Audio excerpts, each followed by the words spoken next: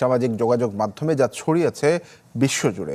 আসলেই কি তাই, নাকি পর্দার আড়ালে ঘটেছে অন্য কিছু? রাইসির মৃত্যুতে কার বেশি লাভ? এই সকল ইস্যু পুরো ঘটনাকে দিয়েছে রহস্যের আড়াল।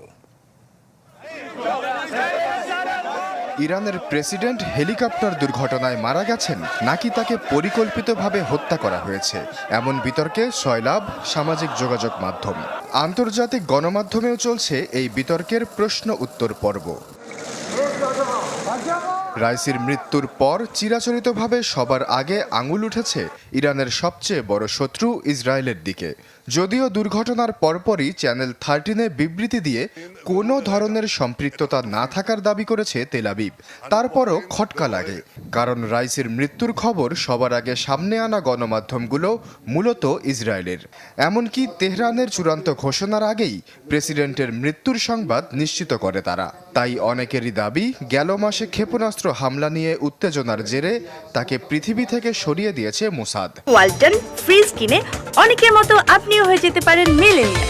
সেরা পণ্যের সেরা অফার।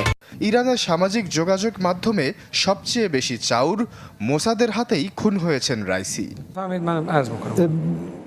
রাইসি মরলে লাভ বেশি কার? খামেনির ছেলে মোস্তফা খামেনি। কারণ খামেনির বর্তমান বয়স 85 বছর। তিনি মারা গেলে বা দায়িত্ব পালনে অসমর্থ হলে ইরানের সর্বোচ্চ নেতার পদে সবচেয়ে বড় দুই দাবিদার রাইসি ও মোস্তফা। তাই রাইসি না থাকা মানে মোস্তফা খামেনি অটো চয়েস। ষড়যন্ত্র তত্ত্বের আরেকটি ইস্যু হলো রাইসিকে বহন করা হেলিকপ্টার।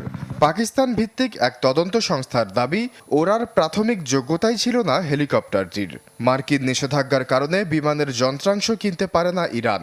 চোরা পথে আনা যন্ত্রাংশই দেশটির সম্বল। রাইসিকে বহনকারী বেল-2 1-2 হেলিকপ্টারটি ছিল অন্তত 30 বছরের পুরনো। তাই যারা তাবরিজের রুটে রাইসির ভ্রমণের জন্য এই আকাশযানটিকে বেছে নিয়েছিলেন, তারা আগে থেকেই জানতেন দুর্ঘটনার শঙ্কার কথা। তাই অনেকের মতে হয়তো জেনে শুনেই এমন কাণ্ড করেছিলেন কর্মকর্তারা। সামনে এসেছে ইরানের বিদ্রোহী গোষ্ঠী জইশ আল আদিলের নাম। রাইসি সরকারের কট্টর বিরোধী তারা। গেল কয়েক বছরে একাধিকবার হামলা চালিয়েছে তেহরানের নিরাপত্তা কর্মীদের ওপর। তবে প্রেসিডেন্টের হেলিকপ্টার বহরে হামলা চালানোর সামর্থ্য তাদের আছে কিনা তা নিয়ে রয়েছে সংশয়।